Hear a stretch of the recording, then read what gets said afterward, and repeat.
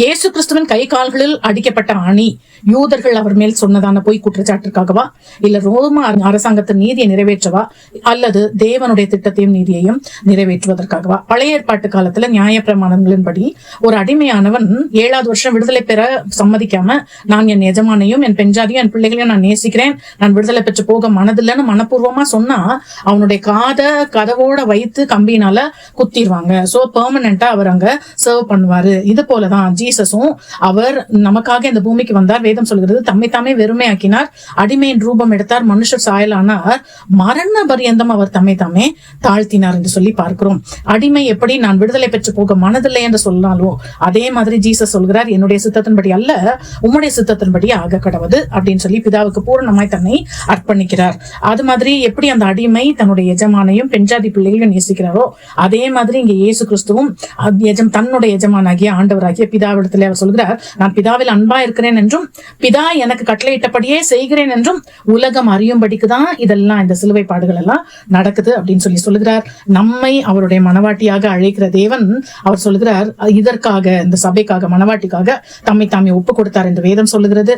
அது மாதிரி நானும் தேவன் எனக்கு கொடுத்த பிள்ளைகளும் என்று சொல்லி பிள்ளைகள் மேல் அவருடைய ரத்தத்தினால மீட்டுக் கொள்ளப்பட்ட பிள்ளைகள் மேல் அவருடைய அன்பை அவர் சொல்லுகிறார். பழைய ஏற்பாட்டு காலத்துல எதிரிகள் ஆணிகளால கொல்லப்பட்டாங்க. சிசரா கூடார ஆணியால் யாகேலால கொல்லப்பட்டது போல அது மாதிரி இயேசு கிறிஸ்துவோடு கூட குற்றவாளிகள் ஆணி அடித்து அவங்க சிலுவைகளில அறையப்பட்டார்கள். சோ ஒரு அடிமை, எதிரிகள், குற்றவாளிகள் ஆணிகளால் அடிக்கப்பட்டாங்க. இயேசு ஏன் ஆணி அடிக்கப்பட்டார்? அவரை சிலுவையில் அறையும்படி பிலாத்து அவரை ஒப்பு கொடுத்தார். ஒரு ஜுடிஷியல் ஃபினாலிட்டி, அதாவது கடைசியா அந்த மரண சாசனம் நிறைவேற்றுகிறதற்காக அந்த ஆணிகள் அடிக்கப்பட்டது.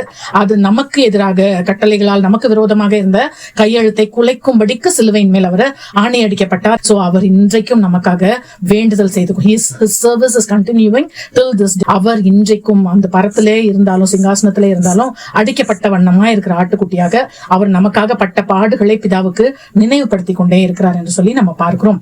சோ இயேசு கிறிஸ்து விடுதலை பெற்று போக மனதில்லை என்று சொன்னால் நமக்காக நம் நிமித்தமாக அந்த வார்த்தையை சொல்லியிருந்தால் நாம் அந்த அன்புக்கு ஈடாக என்ன செய்து கொண்டிருக்கிறோம்? அது மாதிரி என்மேல் வைத்த அன்பிற்காக சிலுவையின் மரண பாடுகளை விட்டு விடுதலை பெற சம்மதியாத கிறிஸ்து எனக்காக இருக்கும்போது நான் என் மனம் போன போக்குல வாழ்வேன். ஏன்னா நான் ஃப்ரீயா இருப்பேன். பைபிள் ஒன்னும் அப்படிலாம் சொல்லல அப்படின்னு நான் சொல்கிறது ரைட்டா? ஜெபிப்போம். எங்கள் மேல் வைத்த அன்பினால் கொடுமையான சிலுவை மரணத்திலிருந்து விடுதலை பெற்று போக மனதில்லாதிருந்த உம்முடைய குமாரனாகிய இயேசுவுக்காக உமக்கு நன்றி சொல்றோம்.